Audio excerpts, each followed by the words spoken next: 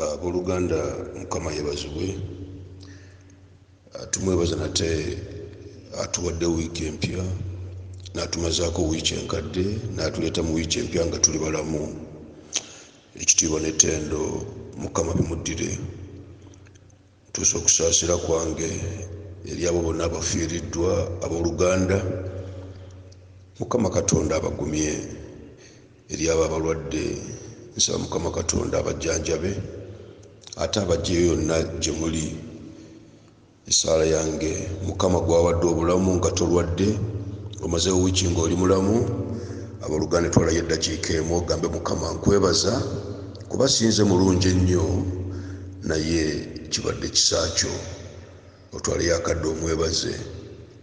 Mukama mwebaza byonna bye tuyiseemu na byonna byagenda okutuyisaamu wiiki eno. N'omukka gwatuwa mwattu si gwa bwereere, agutuwa kumusinza na kumutendereza, kubanga abagenze emagombe tebasinza Katonda. Ffe abalamu, ffe abamusinza. Abooluganda buli omu wooli twalangayo akadde weebaza Katonda ku lw'omukka ogwo gw'olaba ng'ossa gulinga ogw'obwereere, kubanga ozaaliddwa ng'ogussa ng'ossa era oli mulamu okyassa, togugulangako, tomusasulangako. Naye abooluganda, last week I've seen people paying millions of money nga basasulira omukka ogwo, ate ffe gwe tusize obwereere. Naye ffe abamutegedde tukimanyi nti agutuwa, atuwa bbanja. Ebbanja lyateeka mu mukka ogwo kwe kumusinza, kwe kumutendereza, kwe kukola ebibye.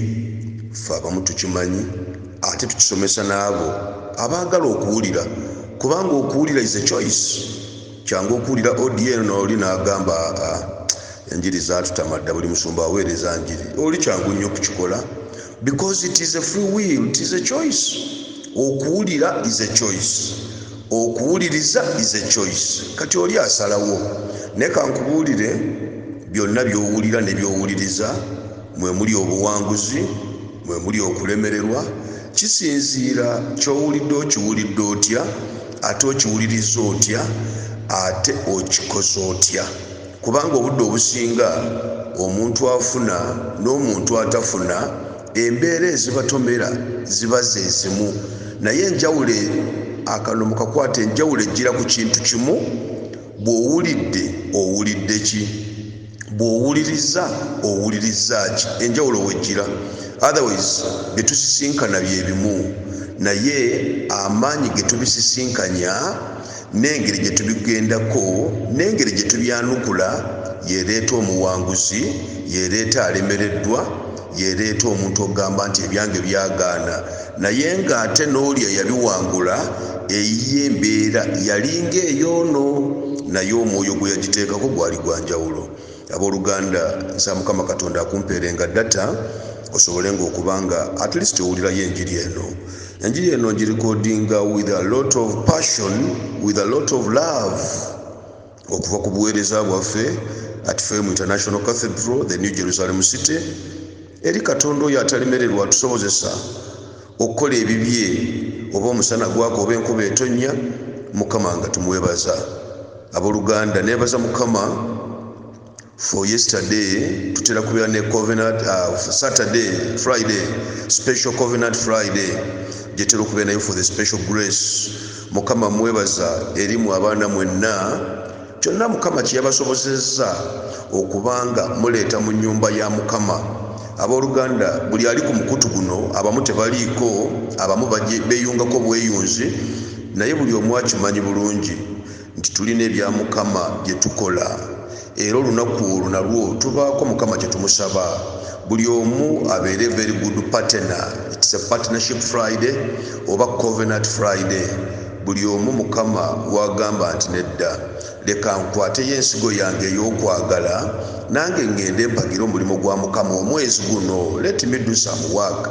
Actually it's always my prayer nti buli mwana awuliriza enjiri eno, buli mwana asabira ku buweereza, n'oyo alina mukwano gwe, n'oyo atannaba kujja, omwezi okwatengayo akantu, okwatengayo ekintu era okireete mu nnyumba ya Mukama tusobole okukola emirimu gya Mukama. It's always my prayer nkisabira era nkisiibira. Tetulina TV eyabuliwo, tetulina radio eyabuliwo otuyinza okuyisa amawulire gano. Ne Mukama yeebale nti obubaka buno tukozesa amasimu online media ne tutuusa obubaka buno eri abo babuwulidde ate nabo ne babwongerayo eri bannaabwe. So Friday esembayo omwezi buli Friday ebeera ey'okubiri, every second Friday mukimanyi bulungi tubeera ne special Covenant Friday. Buli mwana nga tusaba Mukama amuteeke mu ndagaano, what we call God's covenant. This is not satanic covenant, it is God's covenant. So twebaza Mukama ku Lwokutaano olwo luwedde. Mukama era yakwata abaana be ku mutima. Tuli mu lockdown, ebisimbe tetugenda ku church. Nze ku church ekizimbe kye tugula sibeerayo. Aidha mbeera ngenza kusabira abantu mu bifo ebyenjawulo, oba mbeera waka in my prayers like this. So nebaza Mukama nti though tetubeera ku church nga tulabagana face to face, mu mwoyo tukwatagana. Ekyo nenkyebaliza Mukama. Ate n'abaana namumanya nti waliwo ekikolebwa mu nyumba ya Mukama. Ekyo kyankutteko nnyo because by the close of yesterday twasobodde okuteekako kaunti yaffe 3 million obukadde 3 twasobodde okuteeka ku church account, Meritoria account, era bannyiniwo wezigenda ne bazifuna ne beebaza nnyo okutuukiriza obuvunaanyizibwa obwo. Twebaza Mukama. Luli ogw'omukaaga Mukama yatusobozesa, emabega Mukama atusobozesezza. Okuva omwezi ogw'omunaana last year, lockdown zibadde lockdown, Mukama atusobozesezza. Okuva lwe twateekayo sente ezasooka, Mukama atusobozesa n'atuwa obugabirizi ne tubeera nga tujja nga tusasula. Obudde omu tubeera mu lockdown ne bwe tuvaayo Mukama n'atusobozesa tuteekayo more than enough. Neera tuli mu lockdown era at least Mukama yatusobozesezza ne tuteekayo million 3. Mukama mwebaza abooluganda, simanyi na sala gya basabira, ne Mukama mwebaza eri buli mwana yasobodde okukwata kyonna kye yakutte n'akireeta. Era tukyateekayo because also on Monday it's my prayer that also tuteekeyo because abaana bagamba no Musumba tujja kusuwa Teddy by Sunday. Tuziteekeyo era Teddy mwennyini yazibankinze. So nebaza Mukama that also Teddy does that work of organizing n'okujjukiza abantu nti tulina emirimu gye tukolewa Mukama. Wadde waliwo lockdown naye ate bya Mukama tetuteekeddwa Mukama kumugamba Mukama tetwakola mulimu ogwo kubanga twali mu lockdown. Ebyo abooluganda Katonda tajja bitegeera kubanga ekintu kye yatuwadde yatuwa kirabo ku ssente ezo, ku ndagaano gye twakola. Abooluganda Katonda yatuviirayo buviizi. Kyekituufu okusinziira ekifo kye yatuwa, abantu abakirabye abakizeeko, ate naffe sente ze twatandika nazo ne sente ze tubeera tuteekako paka ekizimbe kyaffe nga tukitutte. Abooluganda olabira ddala nti guno mukono gwa Katonda si magezi ga muntu. So nebaza Mukama oluso teri abeera abajjukiza, ate nammwe ne mwejjukiza. Waliwo gwojjukiza n'agamba ebyo twabikolakola dda, naye oli n'agamba nedda bannange obuvunaanyizibwa bwange. N'olaba omwana omuto, omuntu omukulu, n'olaba buli muntu ng'ayaayaana. Bannange buli ali ku mukutu guno ng'owulira eddoboozi lino, nsaba Mukama Katonda akumpeera ekyomuyiika. Mukama Katonda yongerenga akusukkulumye okusinga abakwetoolodde. Buli w'obeera buli omu alabenga Katonda wo. Abooluganda nga ye Katonda ddala. Amazima amatuufu n'olaba abaana nga mufaayo. Tuli mu lockdown abasinga sibalaba, naye ng'oli afaayo. Wakiri n'aweereza ka message, sente naziteeka ku ssimu yange n'agamba Musumba sente ziizo, n'atayogera na linnya, n'otamanya ani ateeseeko. Ogenda kuva kulaba waliwo sente zimusobola okubasasula ennyumba ya Mukama. Abooluganda mbeebaza olw'omukwano ogwo. Mwebale kwagala Mukama, mwebale kubulemerako, mwebale kutegeera nti ye Katonda atuwa obulamu. Mwebale okuwulira ekigambo ate ne mubeera abakozi ba kigambo. Mukama mwebaza because yesterday we have these receipts as usual. Twasobodde okuteekayo sente ezo, naye era Mukama mwebaza kubanga bangi mukitegedde nti sente zetuteekayo zino buli mwezi kankiddemu kubanga era okujjukiza nakyo si kibi tetuteekayo nti we tuli tupangisaawo nedda sente tuziteeka ku nnyumba eno ku kizimbe kino ekinene nga bwe mukiraba kubanga endagaano gye tulina n'ekizimbe kino egula kizimbe endagaano nene nnyo eriko pages ezisukka mu 24 tetusobola kugisoma nga buli kaseera twetaaga data mungi okugisoma buli naye ababeera ku church mukimanyi bulungi gisomye girabye tujyogerako abaana ku church bennyini bagisayininze era abagisayininga abamu abaali abayimirira be basangibwawo basayininga endagaano eno ku lw'obuweereza si mumanya ga Julius ne mumanya ga Fame International Cathedral abooluganda so abaana bagisayininga abaaliwo era bagiraba kubanga twali twetaagawo emikono 3 era bagisayininga baaliwo so endagaano eno etukkiriza bwe tubanga tufunye sente ez'awamu tuziteekayo omulundi gumu endagaano ne tugimaliriza bwe tufuna ez'awamu tuziteekayo omulundi gumu ekizimbe kyaffe ne kibeera totally transferred nti tetukyalina kye tusasula awo nga tutandika okumenya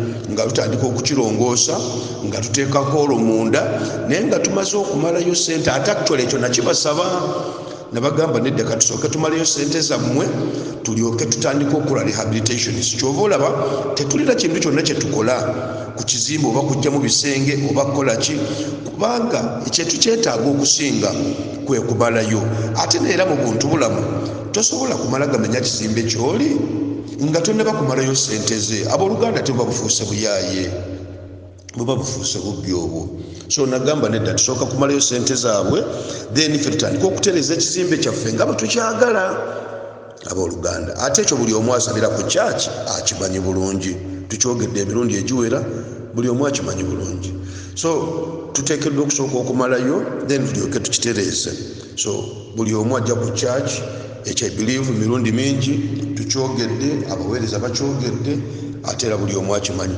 so twagamba tufuna ez'awamu tujja ziteekayo lumu naye bwe tubanga tetunnaba kufuna ez'awamu era twakkaanya bulungi mu ndagaano eyo that let's always put installments means ebitundutundu in the agreement we call them installments at least ebitundutundu when you get 5 million we put when you get 10 million we put when you get 3 million we put when you put at least not below than 3 million let's put 3 million let's put 5 million let's 10 million let's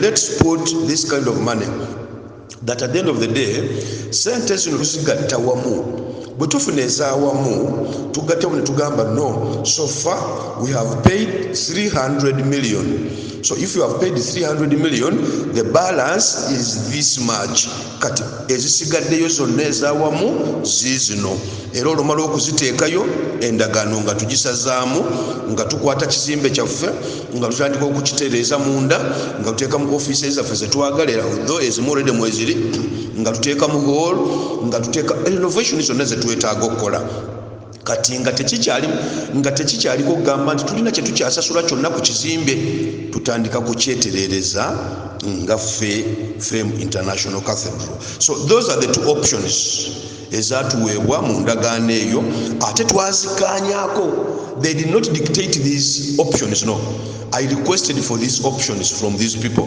number no in case we have not yet received the money in whole sum let's always give installments so that these installments can be summed up to the total sum and at the end of the day when we are paying it off fully we can calculate and see how much money have we so far given you. We have given you 300 million, 400 million. Now, after giving the 300 million, what is the balance? The balance is 600 million. This is 600 million. So when we sum it up, we say the total sum is this much. So the contract is done. And absolutely is what we follow.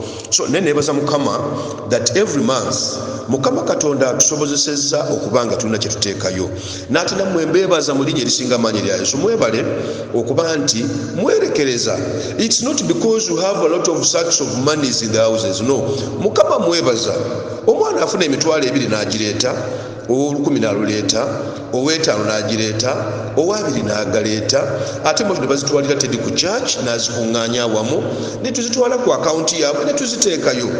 Abooluganda Mukama mwebaza. Neebaza n'abo abawulira nti baagala okuwaayo naye ng'abadde tannafuna, naye ate n'agamba mukwano gwe mwattu tulina kye tukola ku church eyo. Mukwano gwe n'awaayo. Actually ndabye abaana ab'enjawulo tebasabirangako ku church. This time baleeta ne ssente mwattu ne bagamba naffe katuteeke ku mulimu gwa Mukama, era n'omwezi oguwedde bakola kyekimu, n'ogwokutaano bakola kyekimu, naye nga ku church tebasabirangayo. So nenebaza Mukama for that spirit. Nenga mikwano gyabwe gye kibagambye kubanga bababuulira ekituufu. Eriyo abeera ebweru eyo ate n'atayogera kituufu. N'abugamba nedda kirabika wano tukyapangisa bupangisa. Julius is not as stupid as such a person might think that I can get 3 million, 5 million nti nga nina wempangisa. No. Julius nga waliyo ploti ez'emitwalo ez'emiliyoni 5 ate nga mpangisa miliyoni 3. Abantu abamu baagala nnyo okutwala bannaabwe nti tebategeera. But I believe I always tell people nti omuntu bw'abanga ategeera, bw'oba omanyi otegeera, also tegeera nga Julius ategeera. Whichever we do mukaseera akatono kano, it's because the anointed in the place is highly anointed and has a very big vision for this ministry, either with or without. Mukama Katonda ajja kutuukiriza buli kintu kyonna. So omuntu omwajiza okujja n'agamba nedda olaba ekyo si kituufu.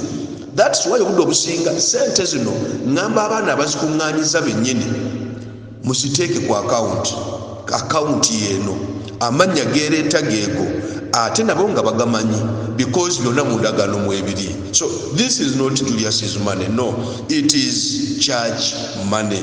That's why we're in position okubeera ewaka kubanga we tuli waffe ate tusasulawo. Bwe tumalayo sente ezo abooluganda ebisigadde Mukama ajja kubanga atulagirira kino tukikole bwe tuti, waluleka tumenyewo wabeere weewati. So nebaza Mukama mwenna abaagala okuwaayo oluusi ne mutasobola naye ate bwe mufuna ne muwaayo, Mukama abawa omukisa.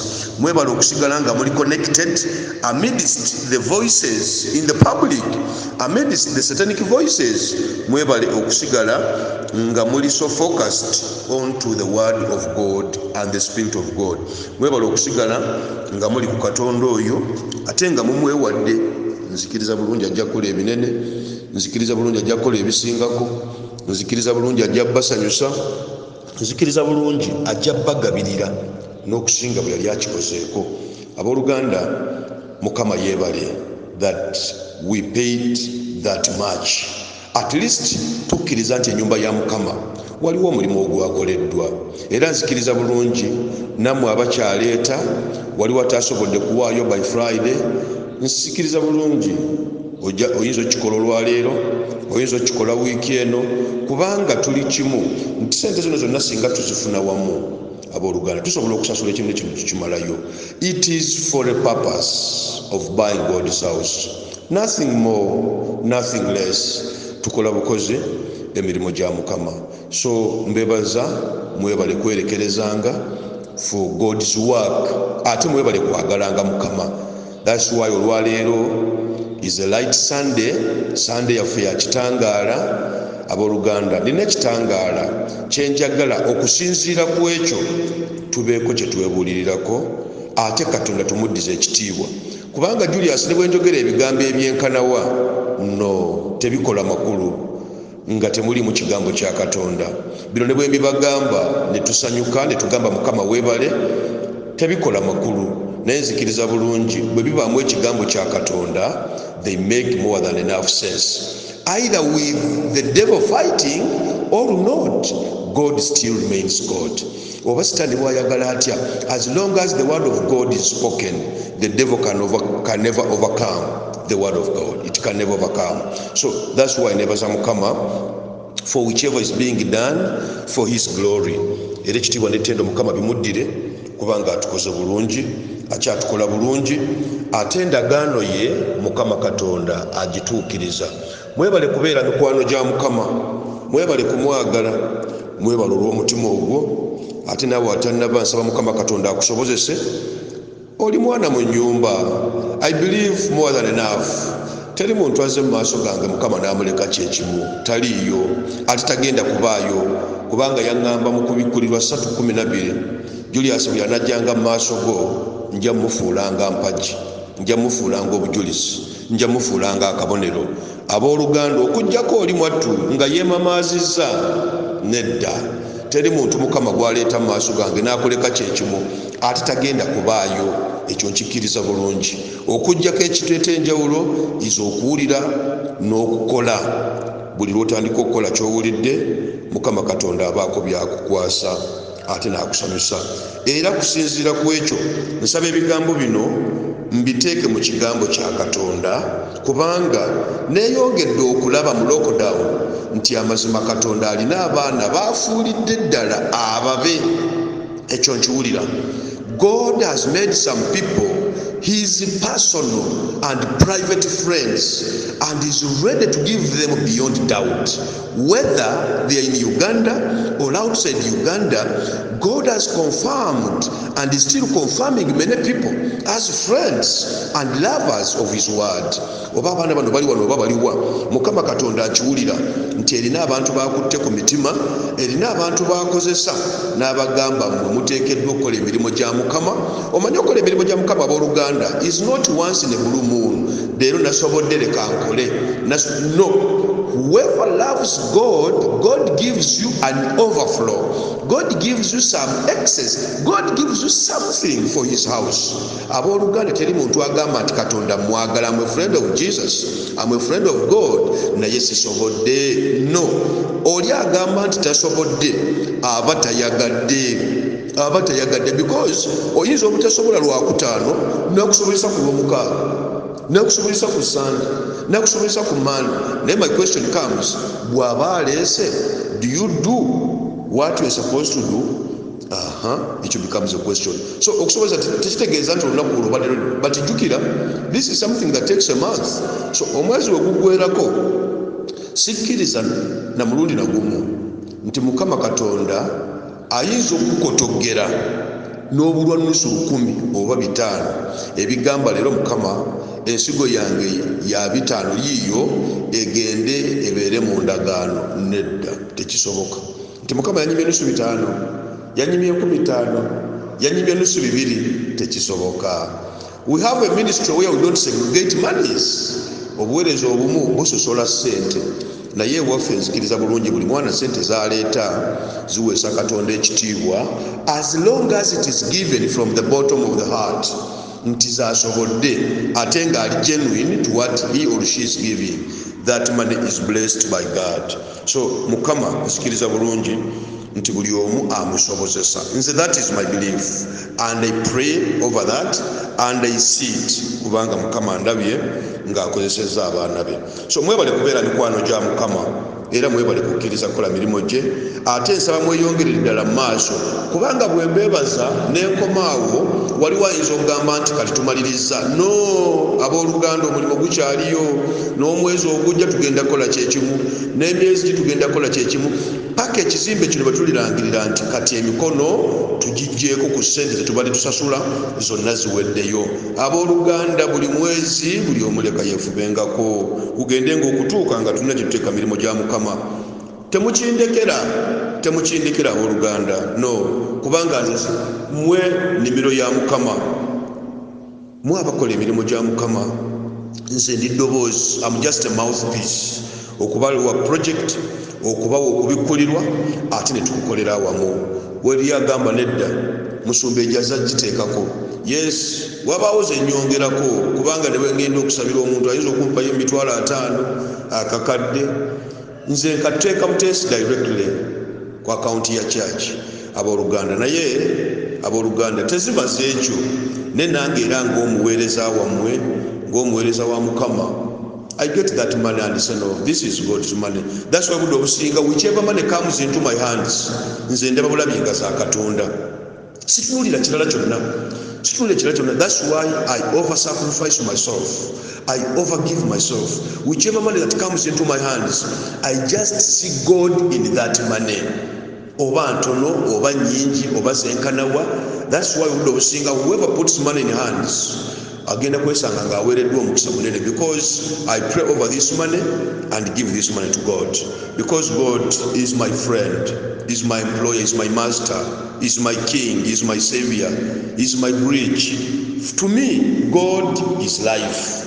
Katonda ewange bulamu. So abooluganda, nsaba Mukama Katonda atuwe omwoyo mu ddakiika ntono ebigambo bino tubiteeke mu kyawandiikibwa kyenzijemu The Gospel of John, enjiri ya Yokaana essula ya 14. Leka tutandikire ku lunyiriri lwa 10. Kale ne butatandikiro, leka tutandikire waggulu eno ku 7. Ezimu ngenda zibuuka naye wansi waliwo a power text gye njagala twebuulireko ffenna. Olunyiriri lwa 7 lugamba bwe luti, John 14:7. If you remain in me and my words remain in you, ask whatever you wish and it will be given to you. If you remain in me and my words remain in you, ask whichever you wish and it will be given to you. Mukama Katonda tugamba bulungi, bwe munaasigala mu nze nange nensigala mu mmwe, musabenga kyonna kye mwagala era mujja kifuna. It's a very simple text but very powerful. In other words, if you remain my friends and they remain in you, musabenga buli kye mwagala. So atuwadde ebbeetu okusaba. Nsaba buli omu mu linnya erya Yesu wiiki eno, baako ky'osaba. Have something to ask from your God. He will surely give it to you, because he has confirmed, he has told us that whichever you ask from him, if you are in him, the condition is you must be in him. You must not be outside him. You must be in his word. If you are in him, it means if you are in his word and he is in you, ask for anything, it will be given to you. Dear brothers and sisters, there are people, waliwo abantu abasaba amazima ng'omuntu asaba, ng'osaba kituufu ng'osaba n'abakoto ne bagamba no, omwami oyo musabi, omwami oyo mukyalo oyo asaba, omwami oyo avaayo eri Katonda, naye ng'amazima amatuufu bw'osaba essaala weewulira nti osaba naye Katonda takuwulira. When you are praying to God, you feel that you have really prayed, you really pray, and surely you are determined in prayer, but you listen to yourself and God does not listen to you. Kyekizibu ekyo obudde obusinga gye gireeta abantu okomplaininga nti essaala eyange Mukama tagiwulira, kirabika nze Mukama yandeka. Naye ekizibu kiri kimu, when you are praying essaala yo weewulira naye Katonda takuwulira. Kyekireeta ekintu ekyo, waliwo ali ebweru n'agamba ye musumba ekyo kijja kitya nti bwe mba nsaba essaala neewulira ate Katonda n'atampulira. Ekireeta ekyo kwe kusaba essaala ng'obuusabuusa, kwe kusaba essaala nga teweenenyezza, kwe kusaba essaala ng'olina olugambo, ng'obadde ogeyengula banno, obeera ogeya banno, obeera olina okutya, olina okweraliikirira, olina okunyolwa, olina amalala, olina olugambo, olina ebyawongo, olina obutaagaliza, olina obukyayi, olina bwe tugamba okola egya Mukama, nze ebyo nabyo byantama. Obeera awo gwe n'ogamba nedda Mukama nsaba onkolere, Mukama nsaba onviireyo, ne n'omugamba bwe bituuka ebyange nange ovaayo. It's one thing, yes, Mukama nsaba onviireyo, kituufu nsaba onviireyo, ne bwe bituuka ku byange naawe ovaayo. Omanyi our God is that buli lw'obanga oyagala Mukama Katonda akole nga bw'atakolangako, oteekeddwa okubanga weetegese okusaba essaala. And it may not be too many words, no, it can be one word, it can be two words, but as long as ky'osaba okisabye nga when your heart is ready, when your heart is that. Obudde obusinga abamu tusaba ng'emyoyo gyeraliikiridde. Bw'ogenda mu biseera bino ebya COVID bye tulimu, abaana bangi babawadde okutya, babawadde okweraliikirira, balaba nti ensi ekomye, balaba ekirwadde kyaffe. Nze nakugamba bw'obanga ogamba ekirwadde kyaffe, Julius tomuteekangamu, kino ekirwadde si kyange. No. oli bw'aba agamba kino kitujjidde kijjidde gwe nze siriimu. Please always disassociate with certain things that bring you down. Ogenda kulaba omuntu mu kifo ky'okuweereza vidiyo erimu amagezi akuweereza vidiyo enfu ekumalamu amaanyi etekuwa kukkiriza ekulagira ddala nti ebintu bikomye. That's why I disassociate myself from anything that is negative, anything that comes to torment my spirit. Mukama mugamba, that is not mine. Ekyo si kyange. Ate mba kimanyi bulungi nti kirina nnyini kyo, kubanga eriyo yayagala okubeera buli kaseera ng'amenyebwa omutima ng'alaba ebimutawaanya. Ekyo kyekyo kyayagala, because life is a choice. But I tell them, no, this is not mine. So I encourage you, my brothers and sisters, wherever you are, whichever disturbs your heart, always put it off, switch it off. Gamba, no, this is not what I want. So ogenda kwesanga that prayer life is always interrupted by certain things of that nature. Nti ebintu ebimu byebiremesa essaala y'omuntu okulabika n'okulabisibwa. So ogenda kwesanga nti buli lw'osaba Katonda takwanukudde, because osaba weemulugunya, osaba n'emwoyo gwa sitaani, in other words osaba n'omwoyo ogutali gwa bwa Katonda. Ate jjukira ojja kulaba ng'osabye nnyo n'ekyosabye nga tokifunye. Why?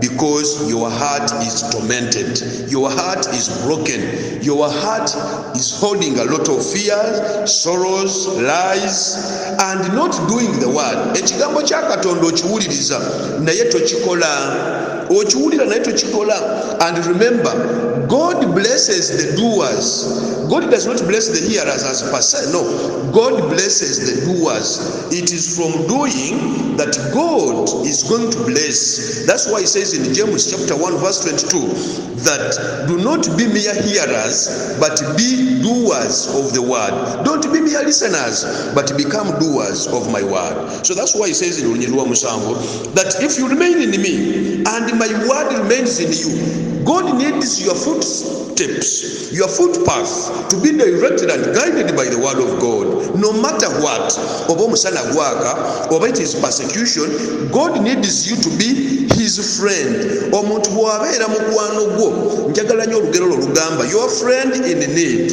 is a friend indeed. A friend in need, mukwano gwo mu bwetaavu ye mukwano gwo namaddala. Your friend in need is a friend indeed. It's like when you get a wife. When you get a wife and you were poor and she took time to be with you in times of poverty. Abooluganda bw'ogaggawala kikukakatako omukyalo oyo okusigala nga mukyala, kikukakatako n'omwami kikukakatako omwami okusigala nga mwami, okuggyako Katonda nga teyabatondera okubeera mwembi. Ate ne wabeerawo era obubonero obulaga nti ono yali mu lugendo, because not everybody who comes in your life is supposed to be in your life. No, eri abajja mu bulamu bwo nga naye libadde kkubo bayitamu. Kyangu nnyo okubanga ova Nansana ng'ogenda Kampala, bw'otuuka e Namuŋŋoona oba totuuse Kampala mu tawuni, bw'otuuka e Nakulabye kituufu obeera mu Kampala naye oba totuuse mu site mu kibuga mu makkati oba totuuseeyo. So waliwo okubanga oli abaddewo naye nga libadde kkubo erimutwala. That's why nsaba nnyo Mukama Katonda buli omu amuwenga ekyo ekikye, kubanga ne babanga babadde bubi nnyo ne basituka era basigala bamu kubanga batondebwa okubeera bombi.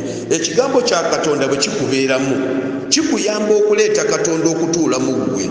It becomes a contact point of God's communication in your life. That's why the Bible says bwe munaabeeranga mu nze nange neembeera mu mmwe kati awo nno musabenga, kyonna kye munaasaba nja kujjanga nkikole. So it means our God is always so much ready to listen to us, to see us, to supply us, to give us, because we are in his word and he is in us. So olunyiriro olwo ndwagadde nnyo abooluganda era nsaba olukwate olutambuliremu nnyo.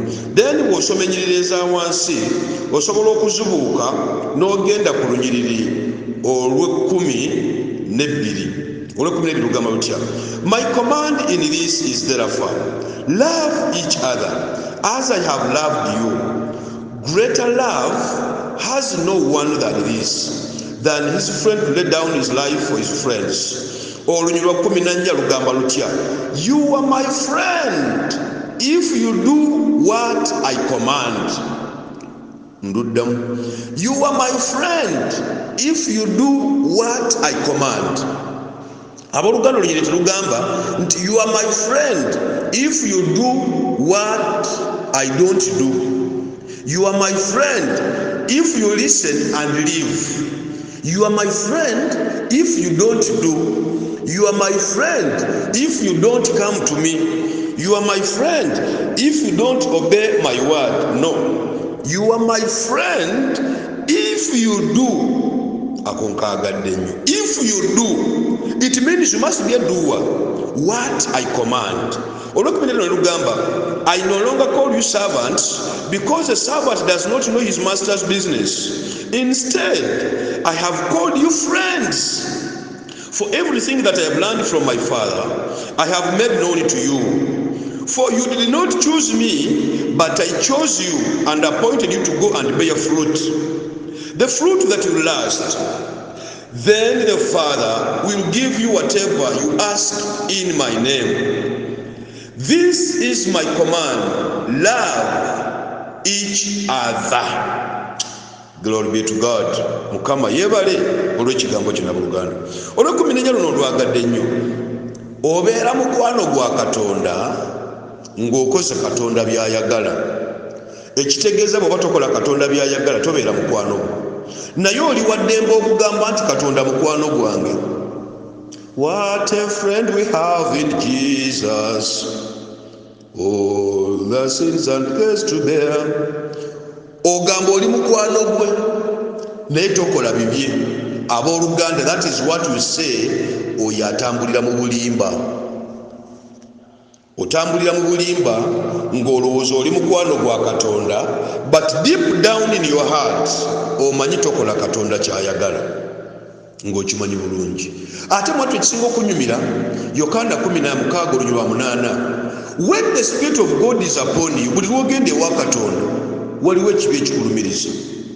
Waliwo ekibi ekikulumiriza. Kati ekibi ekyo ekikulumiriza gwe musango gwennyini gwe weetaaga okugyawo. Gw'olyoka obeere waddembe. Gwe musango gwokka. Tewaliyo kirala. Katonda bw'obeera mukwano gwe, ekitegeeza aba talina kyasobola kukweka. Talina kyasobola kukumma. Mukwano gwo tomukweka.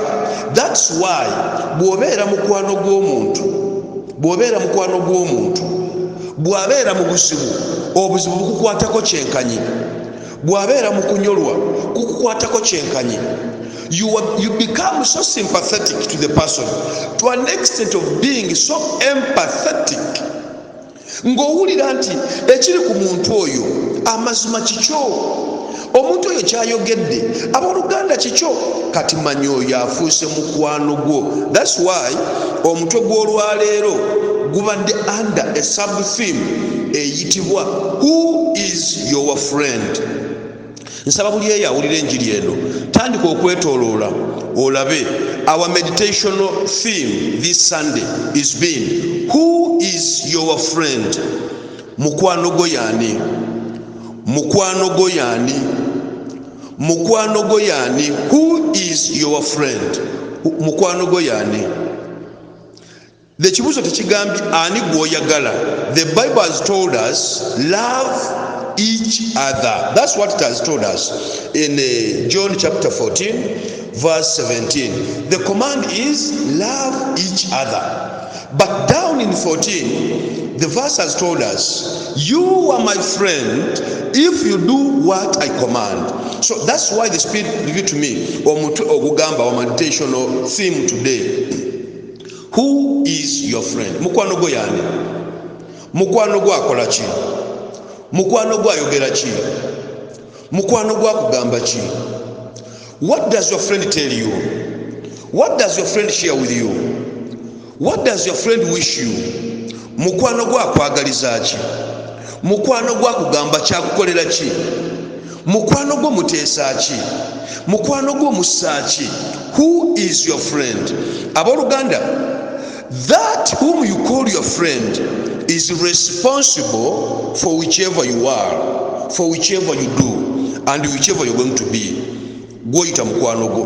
Bw'oba olina ebikulema ng'olaba obadde n'oyo gwoyita mukwano gwo, then in a way is responsible for whatever you are, for whichever you do. Buli kyonna ky'oyita, buli mbeera gy'oyitamu, oyo gwoyita mukwano gwo avunaanyizibwa kyenkanyi. Bw'obeera mukwano gwa sitaani, abooluganda obusungu togenda kubwewala, never. Bw'obeera mukwano gwa sitaani, obulimba, amalala, okuwaayiriza, olugambo, obutemu, obusamize, obubbi, obukaba, togenda kubyewala, because they define your friend. Who defines your friend? Ebyo bidefininga mukwano gwo. What defines the person you talk to? If you are with a person of that nature, buli kaseera abeera mu byayita, buli kaseera abeera mu kweralikira, is filled with fear, is filled with sorrow, is filled with doubt. If your friend keeps doubting, you will also keep doubting. In other words, ne bw'ona omugamba ekintu bannange, tulina project ya bukadde 10 ajja kugambirawo naye bannange omusajja oyo naye talaba tukyali bato tukyenzimba kati obukadde 10 tubugjewa, because mukwano gwayitibwa sitaani, ate sitaani is doubt. So kino nekyomugamba tesobola kiraba, tesobola kiraba, because kyenkugamba kya bwakatonda, ate gwe mukwano gwo sitaani. Sitaani yakutuuzizaako the spirit of doubt. The spirit of doubt ekulaga nnyo tebisoboka, tebigenda koleka, beewanise nnyo, ezo sente nyingi. No, you mean sente nyingi zisinga katonda? You mean God is below 1 billion? You mean God cannot give 1 billion? Wano ndaba abaana babeera bajja wano ku church, babeera mu government, omwana n'akwata obukadde 5 n'abuwa government, n'akwata obukadde 2,000 n'abuwa government, n'akwata. You mean God cannot use you as a single person n'okwata obukadde 2,000 n'obuwa church? You mean our God is a poor God? You mean our God is a God who cannot supply us with whatever we need? You mean this is the God Julius serves? Julius can never serve that poor God. He can never serve him. Ekyo naye akimanyi. Actually sitaani akimanyi bulungi ne katonda akimanyi bulungi.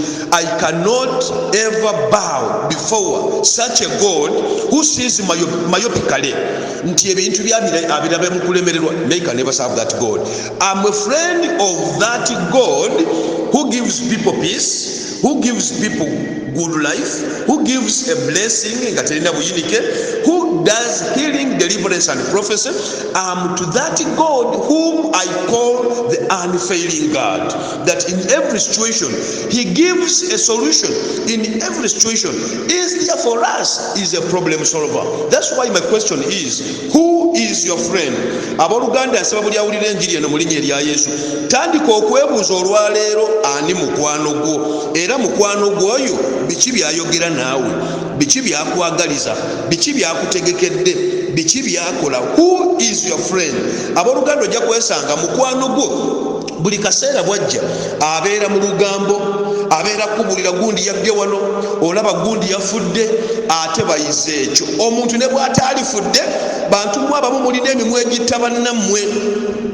Omuntu ne bw'ate alifudde, ogenda kwesanga gundi leero bannange leero lumutwala, ate gundi ali bubi nnyo, olaba n'okisigini tekyakola. Mu kifo ky'okumugamba ekigambo ekibuzamu bulamu ne bannange omanyi eri bambi nawulidde baasibuddeyo abantu 5, abantu 10 baabasiibudde, omutwalira kimu nti gundi yafa. Ne gundi olaba yafa, lusse n'abasumba, olaba n'omusumba Seefuma yafa, olaba ne gundi yafudde COVID, ne Magufuli yafa. Amayi Magufuli, amayi Seefuma, am I that person who died? I very much know. One day, one time, I will go, I will rest, I know, from this physical body, I know. But since afudde, bw'oba ogambye gundi afudde, kyogereko kitono, tokigulumiza nnyo, because ife tukkiriza abali mu Katonda nti Katonda akyusa abantu be n'abazza mu mubiri omulala, abajja mu physical body n'abazza mu spiritual body. Tokigulumiza nnyo, because abantu abamu batya n'okufa. Buli wawulira ekigambo ky'okufa agamba nange ndabiddewo amangu ago ng'afudde nga ndi mu ntaana. Please speak words that administer grace to your friends. mukwano gwo bigambo ki byayogera ng'oli naye abantu abamu bagenda kunoonya bunoonya leero sibe buno obuseera abantu abamu tebakola abantu abamu transport yabasalako basiiba waka basiiba kumpi ne neighborhood violence yeyongedde obutemu bweyongedde obubbi bweyongedde abantu beeyongedde okukola ebikolobero. My goodness, Mukama Katonda yabatusaasira ne yeebale kubanga ekirwadde kino kisabidde ndabye Katonda ng'akikkakkanya abooluganda. There is a very big shift in the spirit world nti omuyaga gukendedde. Katonda alina ekisa kyatuteeredde mu maaso awo abooluganda. Mukama ajja tuwa ekisa tugenda kuddeyo tuddemu tukuŋŋaane bulungi nga bino byonna bivuddewo buli kimu kirina akaakyo naye abooluganda standards ezitukiipinga zino za kukkiriza.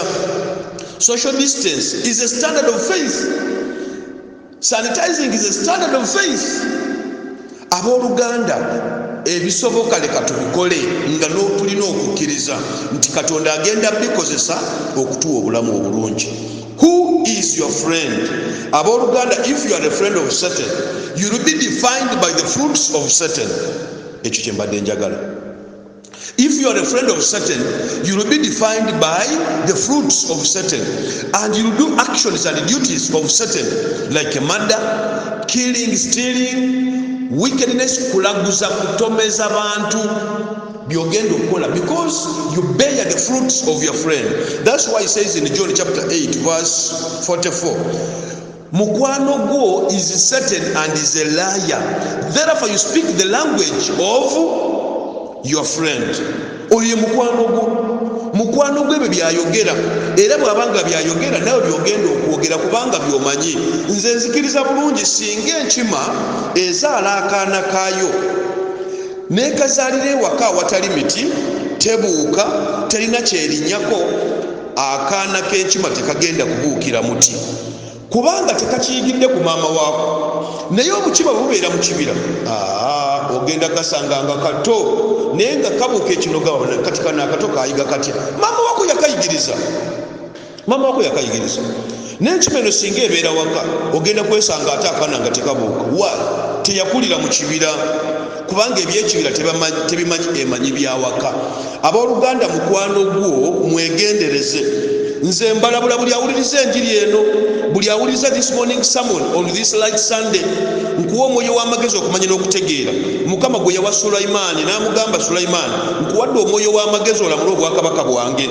Nayogera mu ngero essula yakuno lwakutaano okutuuka ku lw'omusanvu n'olw'omunaana n'olw'omwenda. Munoonyenga omwoyo w'amagezi okumanya n'okutegeera kubanga ekyo kitangaalo okyetaaga. Abooluganda, ekitangaala ky'olwaleero buli omu nsaba wiiki eno weebuulirire ani mukwano gwo. Abooluganda, nze ndabye abaana abamu kubanga tebagenda ku mirimu gyabwe kati kye balisootinze kutambuza ŋŋambo, yagenda agamba gundi oli omulaba gundi oli mubbi, gundi oli omulaba gundi oli mulogo, gundi oli omulaba gundi oli alina covid, gundi oli omulaba gundi oli mufere, gundi oli omulaba. Abaana batuuka ne extent ey'okola research ku bintu ebitabagasa n'omugamba research gy'okoze gw'ogifuniramu wa. Ne Mukama yeebale nti bakola research era bagitwalira abo abali as low as they are, because let me tell you, brothers and sisters, kino kikwata. When you get a low mind, you discuss low things. Great minds don't discuss people. Great minds discuss visions and goals and purposes. Whoever comes closer to you and is not discussing a goal, a purpose, is discussing ebintu bino ebiri low. Just manya watomera. Weetaaga omuntu oyo okumukyusa, talina gyakutwala. Oba oyagala oba toyagala, buli gy'onooba ogenda ng'okyalina omuntu ono mu bulamu bwo, aga Katonda agenda kukuzza emabega kubanga doesn't have a goal, doesn't have a purpose, ekijja kyagenda nakyo. Manya omuntu ow'ekika ekyo mu bulamu bwo, abooluganda agenda kukuzza emabega oba oyagala oba toyagala. Bw'aba mukyala kyekimu, bw'aba mwana kyekimu, bw'aba mwami kyekimu, bw'aba mukwano gwo kyekimu.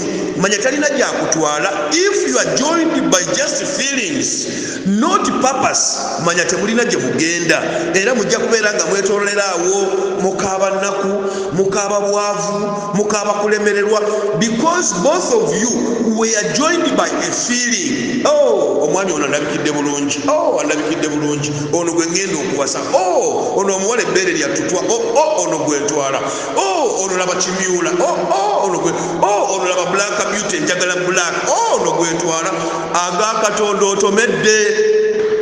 Your friend is not taking you anywhere. These are what we call accidents of life. These accidents of birth.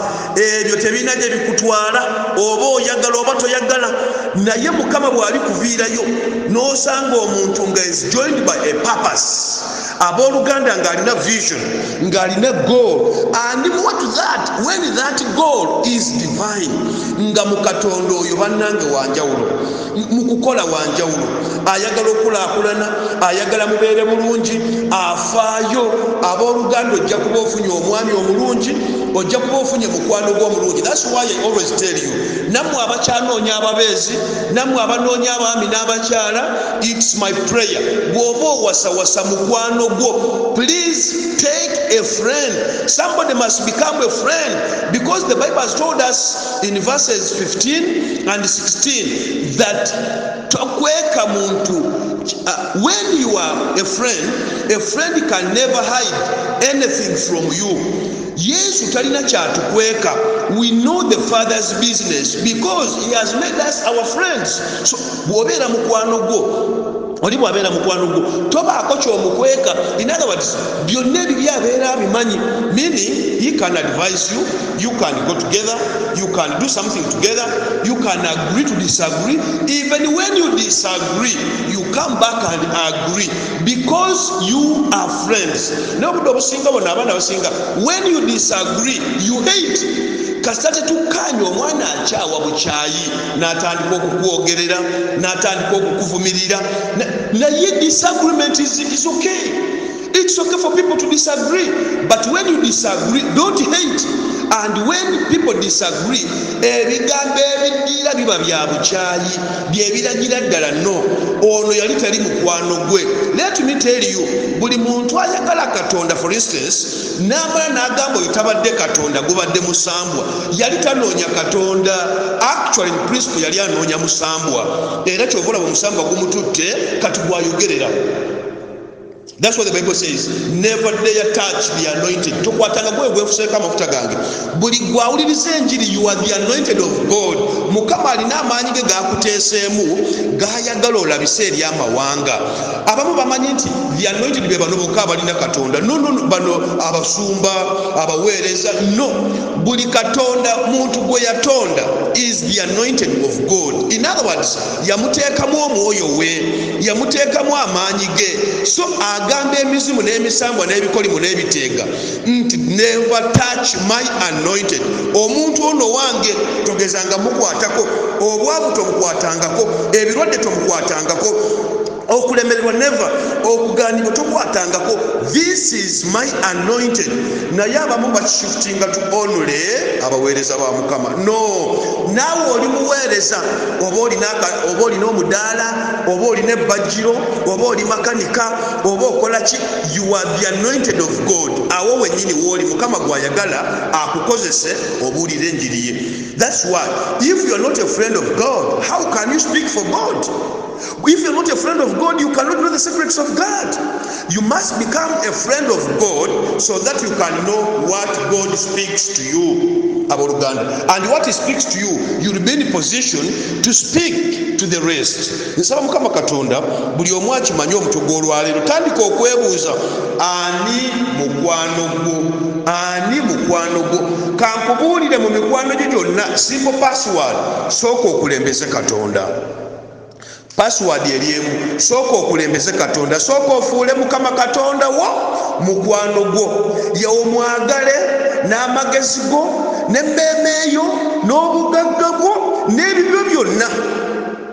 Abooluganda, Katonda ajja kukuwa omuntu agenda mu kiti ekyo ekyoyo gw'oyagala nga Katonda. obudde obusinga ekitomeza abantu n'ofuna ekitali kituufu n'ofuna omuntu alali mutuufu agenda okutawaanya is because wanoonya ebintu ebiggwawo ebbeerebe lyagwo oyo n'okyawa obugagga bwe bwava ku musajja oyo n'omuleka wali tonoonya mwami wali onoonya musajja wali onoonya oyo anaakubeezaawo era akadde katuuse agenze ate yali ateekeddwa okugenda kubanga wali tonoonya the essence within the person wali tonoonya obuntu obwo in the person wali onoonya biggwawo era biweddewo ne kankubuulire buli ayagala okufuna a very close friend a very true friend somebody who truly loves you must first love God must be loved. Ate okwagala kalo tikitegeeza kwogera bwogezi abaana abalokole abamu ekibatawaanya nze njagala nnyo mukama boogera nnyo nze njagala nnyo mukama nze bannange mukama tomunzigyako ne bwe kituukakola ebya mukama nga yeekweka you are not a love of God actually you are just a thief weekwekayo bwekwesi actually oli musege mu ndiga actually you are so poisonous nze ndabye abaana abalokole bangi actually omusango ogusinga okutawaanya abaana guli mu bulokole abaana beekweka nnyo mu bulokole nzende era ogenda kubuulira nze nakugamba buli mwana gwoyogera ne nakugamba nze ndeka nalokoka nze nalokoka nze ndi mulokole nze olaba mulokole nsobola okukola ekyo manya tannaba nakulokoka tannaba nakutandika tannaba abaana obuzibu buli mu baana abalokole I'm telling you all over when it comes to Africa it is worse kyobula abaana abasinga balemeddwa okulokoka mu madini tebavaayo mu busamize tebavaayo kubanga ina abaana abali mu bulokole boogera bulokole naye tebakola bya bulokole babyogerera bwogerezi that's why n'emizimu gitandika okutawaanya abaana abalokole because bamanyi bano abaana bamu boogera bwogezi ne si bakozi and yet omuntu awangulira mu Katonda is not only hearer but is a doer of God's word abeera mukozi wa kigambo aba atutte Katonda okubeera mukwano gwe abooluganda ng'oyagala ofune a true friend a true lover first love God ate okole Katonda kyagamba no matter what oba omusana gutugwaka oba enkuba etonnya abooluganda ofuba okulaba Katonda byayagala obituukiriza bw'olituuka akantu ako n'okayita nti Katonda byayagala byonna obituukiriza Katonda agenda kusitula omwami mu kifaananyi kye eky'obwakatonda omwami amukuleetera amugamba ono ye mwami wo agenda kukwata omukyala amukuleetere ono ye mukyala wo amuteekebwa ebirungo biri byonna by'obadde oyaayaanira ojja kuba togenda kutomera ojja kuba omaze okufuna ekintu ekikuwa emirembe kubanga ofunye omuntu mu kifaananyi kya Katonda. That's why I love the Bible. The Bible has told us love each other but it has not told us be a friend to all. Etugambye love each other. But those who are friends of mine are those who listen to the word of God and the command of God and do what it says. Only ekitegeeza when it comes to friendship Katonda yawula abooluganda agamba ono wange ono si wange. That's why he says in Jeremiah chapter 15 it's around verse it is 15 Jeremiah 15 is it verse 11? Let me read that. Okay, it is Jeremiah chapter 15 verse 2 once gamba bwetu those destined for death to death they go, those for the sword to the sword, those for starvation to starvation, those to captivity to captivity. This is it. Bogamba Katonda, be my friend. Soko okole ebibye, soko obinyweremu, ate tobuukamu. Be consistent in your friendship. Katonda tatugambye nti everybody must be your friend. He has not said that. He said only those who do the will of God. Bannange kyonki oba namwe musoma kyensoma. This is what he says in 14. You are my friends if pattern, if you do what I command. But he tells us in 17, my command is love each other. Yagala buli omu. This is what he tells us. And this is what I read. Abooluganda, Yesu mukambwe nnyo ku nsonga eno. Kubanga amanyi mukwano gwo amanya ne byokola. Mukwano gwo amanya ne bwosuze. Mukwano gwo akufaako. Actually mukwano gwo awulirira ddala kyalina oteekeddwa okubeera nakyo. Mukwano gwo akwagaliza.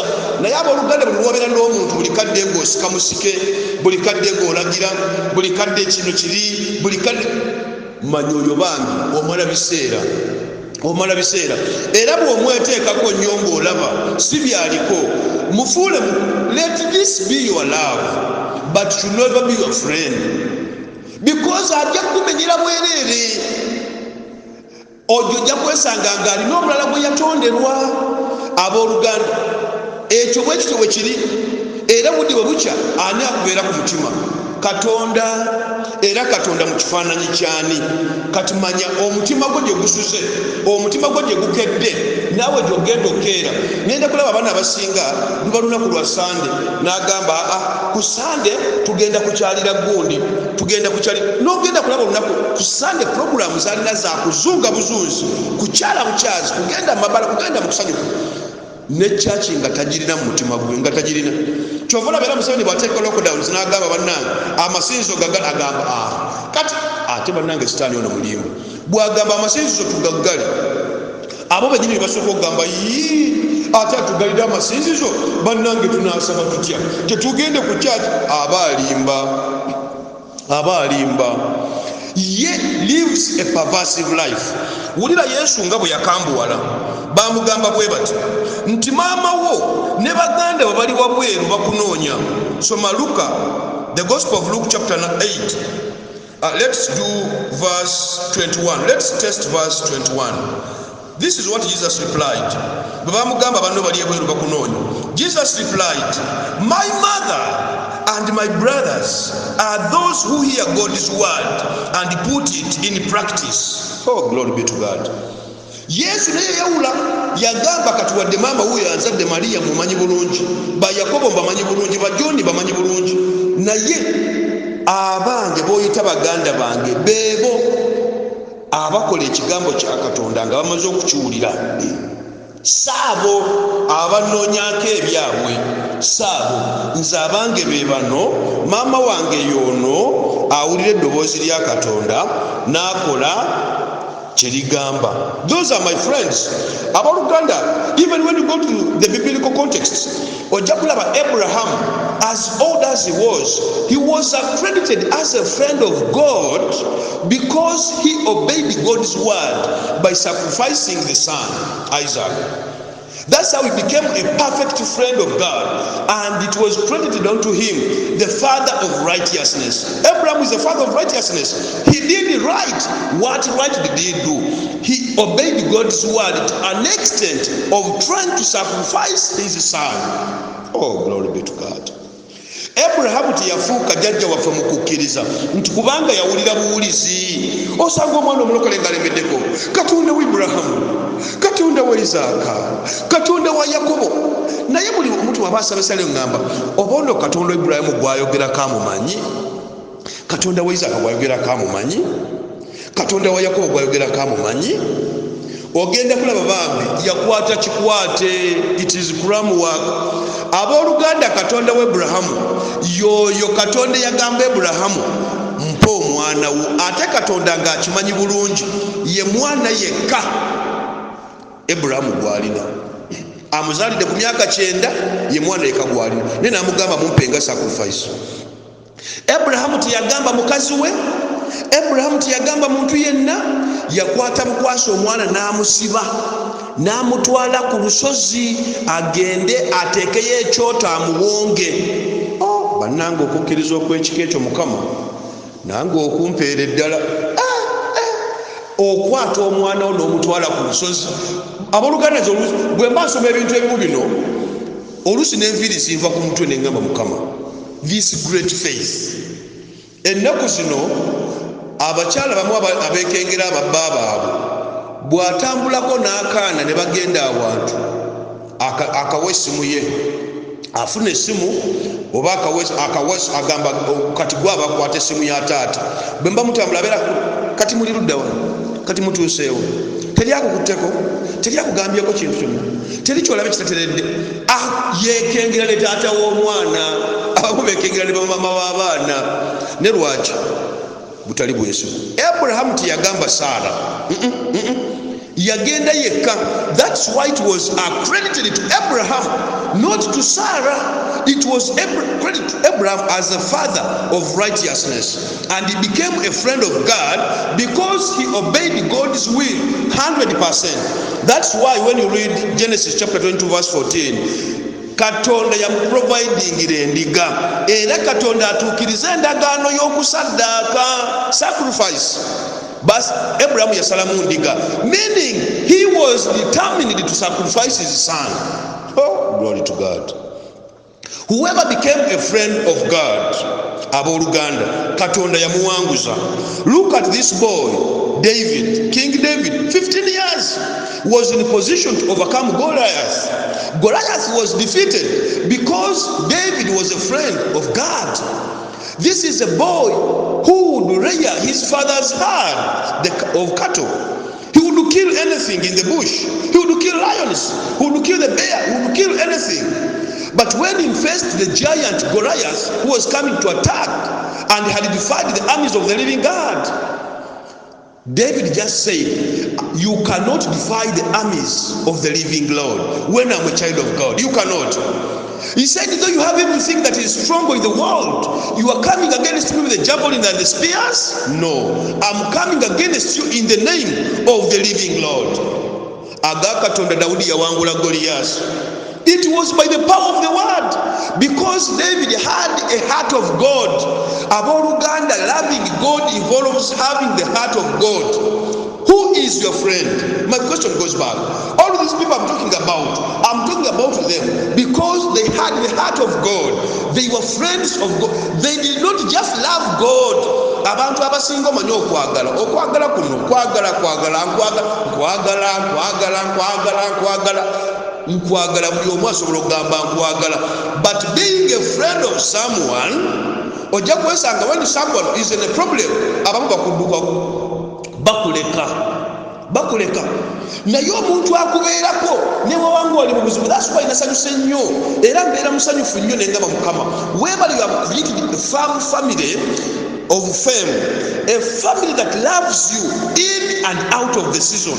We are in lockdown, but your children can raise this much and they pay your building. Mukama abaana bano nobawaaki era nzikiriza bulungi. God is writing anew his creation. God is writing a new book. When you read Revelation 21 verse 5, I believe this verse is being fulfilled. I'm writing everything anew. Abooluganda Mukama alina essuula empya gy'akola ate akozesa ggwe. Abaana ba Isirayiri baawangula Goliath ng'amaze okuwangulwa. Bw'ogenda mu maaso era ojja kulaba omukwano guno gwaleetera Mariya okufuna olubuto nga yalimberera. Katonda ayagala buli omu abeere mukwano gwe. He needs you to be his friend. Abooluganda nkikuddira mu bulungi, kituyere bulungi, okikwate bulungi. Katonda ayagala obeere mukwano gwa buli muntu. Kiki kyategeeza mu ekyo? Buli mbeera girabe mu Katonda. In every oba mbi oba nnungi girabe mu Katonda. Mu COVID laba mu Katonda. Mu butawaayo laba mu Katonda. Mu butasiga laba mu Katonda. That's why abooluganda ojja kwegendereza whichever service I put at church by the guidance of the Holy Ghost, there is a purpose. There is a purpose and there is a lot of power upon that service.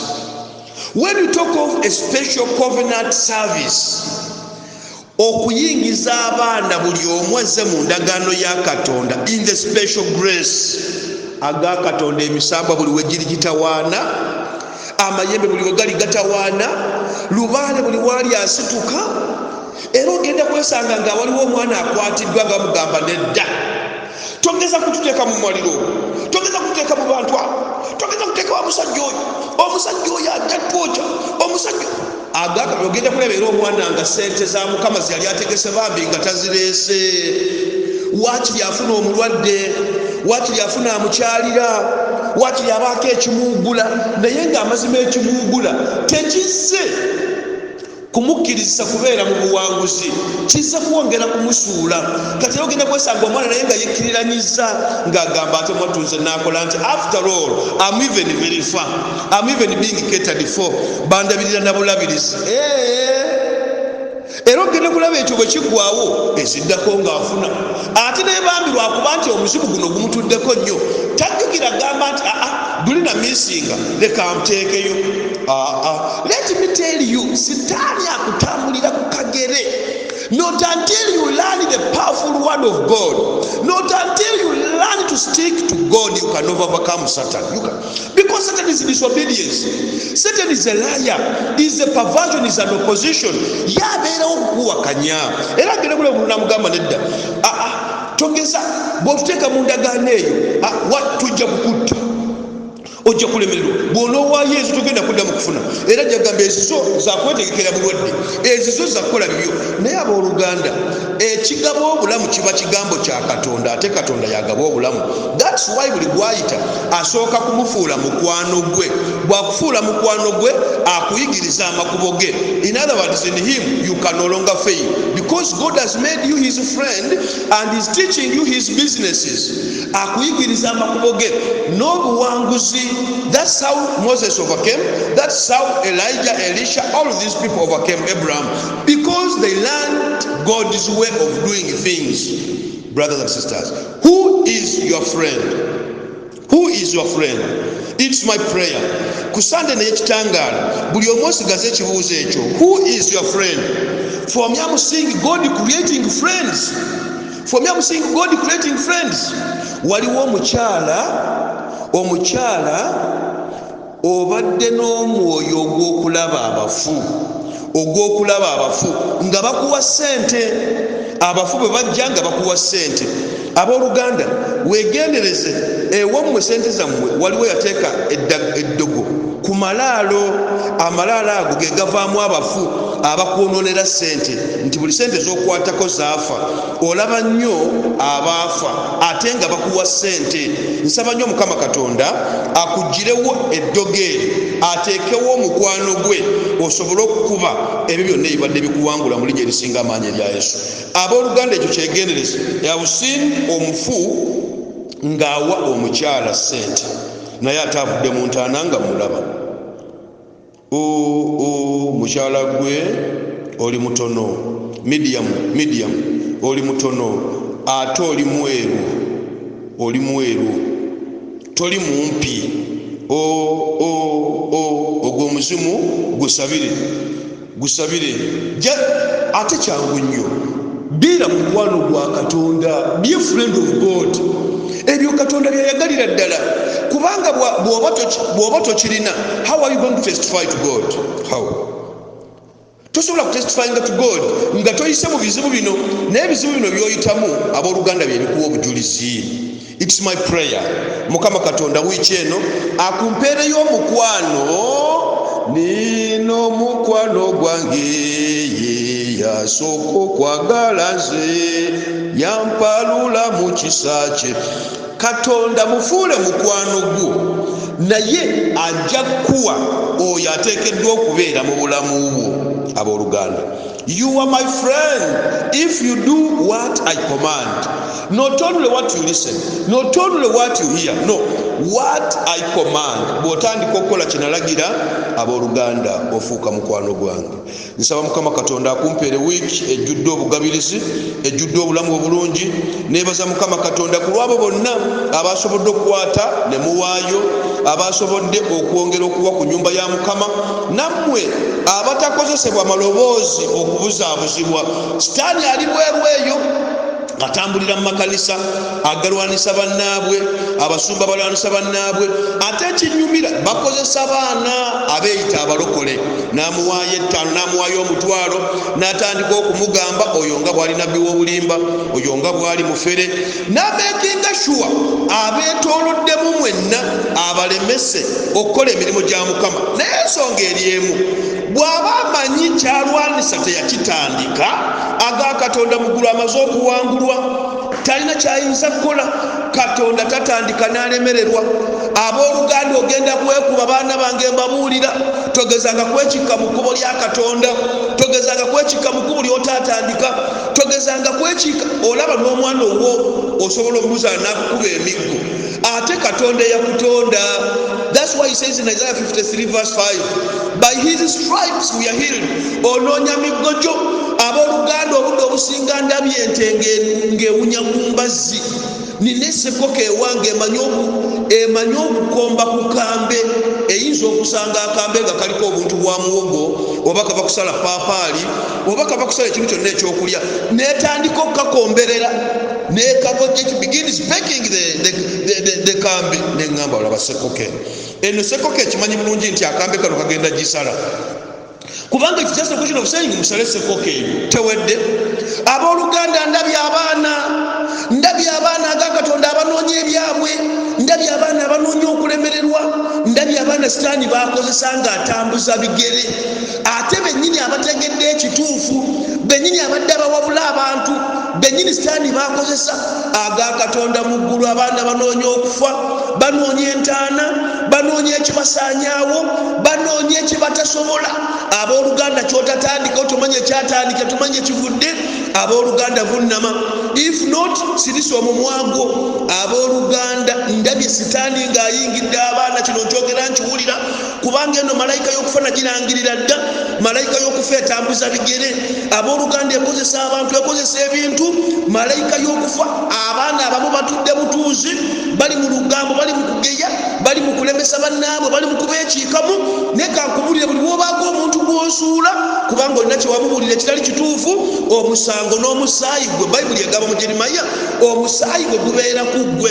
Abooluganda abaana abamu sitaani ebakozesa nekyeyagala emirimu gya sitaani giri esatu tebagimanyi kubba kutta na kuzikirira naye ate bategeeza by disguising as an angel of light sitaani abayitamu nga yeeyita kitangaala naye teri kitangaala ekiyitira mu lugambo teri kitangaala ekiyita mu kugeya teri kitangaala ekiyita mu bulimba teri kitangaala ekiyita mu kuwaayiriza teri kitangaala ekireeta obulumi ku mutima gwa munno teri kitangaala ekireeta mu kukonjera. Abooluganda abaana bamwesonga muzivaako ne mudda ku bitali bituufu for purposes of making others fail. Kankubuulire what God has ordained no man can put down. What God anoints and ordains remains for life.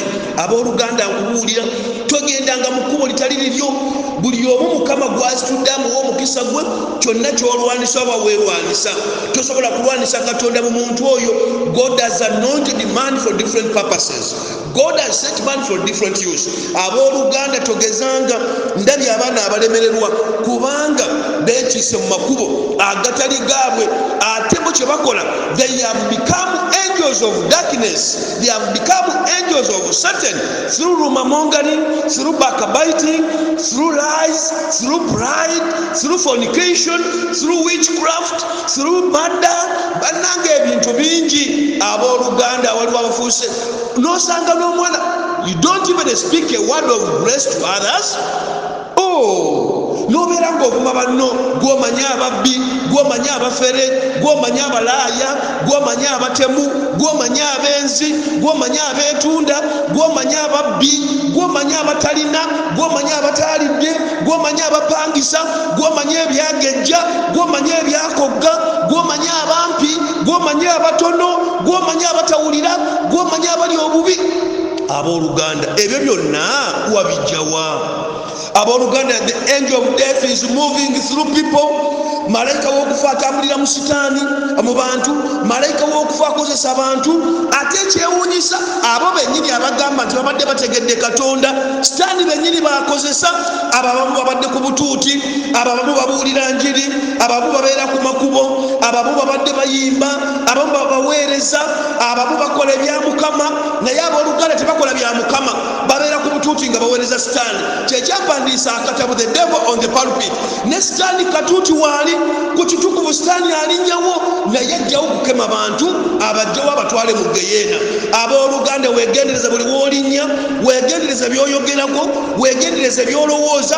Abaana abamu babeera mu kugeya bannaabwe, babeera mu kwogerera bannaabwe, babeera mu kulemesa bannaabwe, naye abamu nga balina ku butuuti, abamu nga balina amakanisa, abamu nga beeyita baweereza, naye abooluganda si baweereza, abooluganda baweereza Sitaani. Kyova olaba amafuta tegakwatagana, emitima gyabwe gijjudde obusegwe, si mikwano gya Katonda, naye saba mu linnya erisinga amaanyi erya Yesu. Buli mwana wonna wayimirira disguising as a child of light, naye nga byakolera munda eyo, akola kusuula, akola kulemesa, akola diversion. Mukama Katonda asindika omuliro gumusangeyo, asindika obusaale bumusangeyo, bumukyuse abeerere ddala omwana omulungi mu linnya erya Yesu. Mukama Katonda nsaba gwe mwennyini wayeeyawulira n'ogamba if you command, if you do what I command, I will be your friend. Mukama, these are not your friends. They love you but they are not your friends. Mukama Katonda nsaba oyawule emikwano gyo negirali mikwano gyo. Mukama Katonda erinnya lirabisibwe. Taata buli ayasabye omumwagu eri omwoyo wo, wayogera mu Mateyo 12 olunyi lwa 3:32 naddala 3 nti oyo avumaganya omwoyo wa Katonda tagenda kusonyiyibwa ku mulembe guno n'omulembe oguliddako. Mukama Katonda leka amaanyi go gabasangeyo. Nsaba ogolola omukono gwo ogw'amaanyi, omukono gwo oguzitowa, ogutuuse ku buli muntu asitula omumwa gwe, asitula olulimi lwe, nga erinnya lye alisaamu amaaso. Mukama Katonda nsaba ogolola omukono gwo eri abaana b'ekika kino bategeere ggwe Katonda. Abaana ba Misiri bategeera Isirayiri erina Katonda nga bamaze okufiira mu nnyanja, bagamba abaali basigaddewo nti tumaze okulaba Katonda w'Abayisirayiri abalwanirira. Awo ne bateeka obwesigwa bwabwe mu Moses, ne bateeka obwesigwa bwabwe mu Katonda, ne bagamba Katonda w'abantu bano amazima ye Katonda. Abooluganda Katonda mu Katonda nsaba ogolola omukono gwo ogw'amaanyi ogwo gwe wagolola ng'oyita mu Moses, oyawule abaana bo eri abatali baana bo, kubanga waliwo abaana ba Sitaani. They are angels that fell from heaven. These are children of the devil. They speak lies, they backbite, they do rumamonga, they want to kill, they want to murder, they have pride, they have a lot of nonsense. Ate babireeta mu nnyumba ya Mukama okuggyamo abalina Katonda. Mukama buli mmeeza ebadde mu maaso nga Sitaani agikozesa okusuula abaana bo, okubalemesa emirimu gyo, emmeeza eyo Mukama Katonda terminate it and destroy it. Mukama buli musango gwonna Sitaani gwabadde ateeseeko, you are the greatest judge Mukama. Era mu ndagaano zonna zetwakola ku church, endagaano emu nagiteeka mu mikono gya Mwoyo Mutuukirivu. I put it in the hands of the Holy Ghost, because the Holy Ghost is the first counsel and the lawyer of the Firm International Church. This is our biggest lawyer, the Holy Ghost. Mukama endagaano emu nagiteeka mu mikono gyo, nagiteeka mu maaso go. You are the judge. Katonda ba Katonda omwesigwa, you are the biggest judge. Whoever comes to judge apart from you, I destroy and terminate. Mukama, I destroy the spirit of lies, I destroy the spirit of ignorance, I destroy the spirit of wickedness, I destroy the spirit of poverty, rejection and failure, I destroy the spirit of fear, ignorance and pain, I destroy the spirit of sorrow, worry, I destroy the spirit of anger and forgiveness, I destroy the spirit of backbiting, lies, I destroy the spirit that brings retrogression and failure and poverty, I destroy whichever demon that people are meeting in your lives. Mukama, Sitaani ateesa akasito okubaana Mukama, whichever stone that was on people's lives Mukama, if you manage to remove the stone from the grave of Lazarus, I'm removing whichever stone from people's lives. I'm removing whichever cloth that was on people's lives. I'm removing whichever thorn, whichever chain and rope that had tied your people's hands. Emikono gyonna gibadde gisibiddwa because of olugambo, because of obulimba, because of okulemererwa, because of okwekobaana. Mukama, terminating whichever the devil had put in front of your children. Mukama, whichever the devil has been planning and whichever scheme the devil has been putting in front of your children, Lord, they terminate it today henceforth. Let your light shine, O Lord. Arise and shine before your children, O Lord. Mukama, leka buli kyonna Sitaani kyabadde akozesa ng'ekyokulwanyisa, today be totally terminated. Abadde ayita mu birooto ebibi, abadde ayita mu kulemererwa, abadde ayita mu kulaba abaafa, abadde ayita mu birwadde n'endwadde, abadde ayita mu birwadde eby'omunda, those who have liver cancer, those who have stomach pain, those who have headache, those who have fever, those who are bewitched, those who have failures, diseases and sicknesses, those who have diseases of all kinds of, name them. Lord, today I'm terminating them by the power of your word and spirit. Let your power take control and charge over these people's lives. Whichever has been coming across people's lives through anybody, those people who are moving, Lord, to destroy your name, Lord, show yourself as a God and the unfailing God. You are the unfailing God with a lot of power. Your omnipresence and omnipotence happen everywhere. Manifest and raise your hand. Whichever is happening, Lord, that is not for your glory, that is not for your honor, Lord, I command you to bow by the power of your name. Mukama leko musaigo gunaza bana bangu ndone wabali. Mukama let your blood wash everybody, whatever he or she is, by the job they do, their monies, their children, their houses, whatever they are. Lord, let your blood take control. Mukama watugula na musai, not nazawa musai. You are the Jehovah Makedesh, you are the Jehovah Sekendu, you are the Jehovah Jireh, you are the Jehovah Shalom, you are the Jehovah Jireh. Mukama katonda wenagenda katonda eri abaana bo Mukama otwawulire, because you are a God, you are a God, you are a God who says you love each other, but those who are friends are those who do your will and your command. Mukama mudede to do your will, ate ababakola Mukama okwagala ku obansanyusizenga mu linnya erya Yesu, n'abo abatayagala Mukama okyuse emitima gyabwe, because you are the God who changes not but you can change. Mukama katonda okyuse emitima gyabwe, obajje mu kizikizo obateeke mu kitangala. Whichever prayer they have given from anywhere that is not from you, Mukama, I command it not to see any blessing, Mukama. Change that curse into a blessing, Mukama. Whichever they have that is meant to torment other people, Lord, I'm already sending thorns and spears. Let them be found by these spears, Mukama. Abalina emyoyo emibi, abadde balugamizibwa mu birooto ebibi, Mukama katonda yingira museeyo omwoyo obagire mwagala otaagagabi. Ababadde bawulira amaloboozi amabi, abadde bawulira ebikonkona Mukama, abadde balina ebirwadde ebijja Mukama, abadde balina obulumi mu bifo ebyenjawulo Mukama, I'm commanding that pain to stop right now by the power of your name and blood. Mukama, let your spirit take charge and control. Let your people be healed, be delivered, be restored and redeemed to the original image of your glory. Mukama, you have said emikwano nabo betwagala tubaawule. Mukama katonda olwalero njawula abaana bo, abo abaagala emirimu gyo, abo abaagala okukola ebibyo, obateekeko olukomera, obateekeko omwoyo w'amagezi okumanya n'okutegeera, okwawula emisego okuva ku ndiga, okwawula embuzi okuva ku nkoko, okwawula ente okuva ku mpologoma, okwawula engo okuva ku kapa. Mukama katonda banyambire okwawula, that whichever voices that come into their ears should never take them away from people, should never take them away from you. Mukama katonda omwesu leka Mukama buli omu abeerewo for the glory of your name. Katonda atalemererwa, I raise my hand in faith that whichever has been raising before your children, let it bow today. Mukama katonda asobozesa abaana bokukola emirimu gyo today, basobozesa enkya, basobozesa omwezi ogujja, basobozesa emyaka egijja, ate obasitule not by my own power but by the power of your name. Mukama tukuume n'ekigambo kyo, tukuume n'omwoyo wo Mukama wonna we tuli.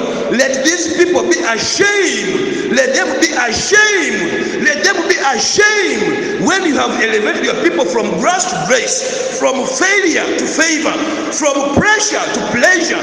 Mukama, let your people be ashamed. Let your people, let some of these people who don't know the power of your name be ashamed by their own words. Naye Mukama, these very people of yours be elevated to the level the other people have never known. Mukama stani sabaswazibwe, byonna byayogera, byonna byakola, byonna byalowooza, leka aswazibwe. Mukama, it's my prayer. Mukama tomuganya kufa nga tannaba kulaba kitiibwa kyoyo gwe yali akugira. Mukama tomuganya kulekulira, tomuganya kuva mu nsi muno paka mukama ng'omaze okusitula oyo gwe yali alinnyako. Mukama, it's my prayer, toganya sitaani kufa, toganya sitaani kuvaawo nga tannalaba kigambo kyeyogera, because oyogera in Isaiah 55:11, you sent your word and it made fruits. Tosindika kigambo nekidda nga tekikoze either cross boundaries. Mukama, your word is powerful and the Holy Spirit is never buried by anything. Mukama, distance is not a barrier. Katonda ba Katonda atalemererwa, Katonda ba Katonda omwesigwa, I send your word to all nations. Let there be healing, deliverance. Awali ekirwadde Mukama kivuname, omukono gwo Mukama Katonda gukole, abasaasanya ebigambo ebikyamu Mukama balekeyo. Taata, tukuumire eggwanga lyaffe mu mirembe, tukuumire amaka gaffe mu mirembe, tukuumire obuweereza bwaffe mu mirembe, tukuumire abaana baffe mu mirembe, tukuumire byonna Mukama ebyobugagga mu mirembe. Taata, ensi yonna ogiteeke mu mirembe. Abo abamanyi ekigambo kyo Mukama babeerewo as remnants and they live to praise your name. Bajja kubeerawo and praise according to the lasting ordinance. Bategeeza abalala nti ono yali Katonda yatuyisaawo. Mukama, no matter what, weebuzinga zikyaliyo, weebuzinga baziranga. Mukama, you are the biggest wave. Tewaliwo wave egenda kusinga maanyi, teriwo wave egenda kusinga kitiibwa. There is no wave that is going to be above the power of your name. Tewali kigenda kusinga linnya lyo, tewali kigenda kusinga kitiibwa kyo. Mukama, omuntu ayinza okufa ojja kuba tofudde, ensi eyinza okuggwawo ojja kuba toweddeewo, ebyobugagga biyinza okuggwawo ojja kuba toweddeewo. You are the God who does not wither, you are the God who does not perish, you are the God who does not die. Okufa wakuwangula, okufa n'obulamu byonna biri mu mikono gyo. Mukama Katonda, nsaba obulamu bweyongere eri abo abakukkiriza, bweyongere eri abo, weerage nti gwe Katonda w'abo abalina emibiri waliwo ekikulema. Mukama Katonda ba Katonda agaba obugagga n'ebyobugagga, ogolola omukono gwe eri abaana bo. Byonna mbiteeka mu musaayi gwo by the power of this world on this Sunday. Mukama Katonda, wensinziira okuteeka enjiri eno eri amawanga gonna. Mukama Katonda, leka omukisa gubeererengawo ddala, buli awulira ekigambo kino omusobozesenga okukiwulira paka last. Mukama, ekitiibwa kyongera okweraga, ate amulabe we Mukama omuwangaaze alabe nti gwe yali awalampa Katonda we ye Katonda atalemererwa. Buli omu waali bless you, buli omu waali nkwagaliza Sande ennungi, buli omu waali nkusabira, buli omu waali yongera okunywera. Emirimu gya Mukama tegikuva mu mutwe, omukono gwa Mukama tegukuvaako. Beera mugonvu, kyekigenda okuwanguza. Ekigambo kya Katonda ebeere emmere yo, okwagala kwa Katonda kubeere mu ggwe, obeere mukwano gwa Katonda. Shift and be a friend. Abooluganda, era weebuuze mukwano gwange abadde ani? Shift and become a friend of God. Katonda ajja kugattako ebyobugagga ebirungi byonna byoyaayaanira, era omulabe wajja muteeka wansi. Nkikkiriza n'okukirawo, kubanga nkirabye, nkiraba era nkyakiraba. Katonda ajja kukozesanga ggwe nga bw'ayagala okukola ebyo, because you are his project. Mukama Katonda akunjagalire, Mukama Katonda akunsanyusa, ekigambo kino kyongere okusanyusa, kyongere okuwa obulungi. Mukama Katonda akunkolera ekiteegaanika, akuwa obulamu, akuwa amaanyi, akuwa mbaatira. Mu linnya erisinga amaanyi lya Yesu, happy light Sunday.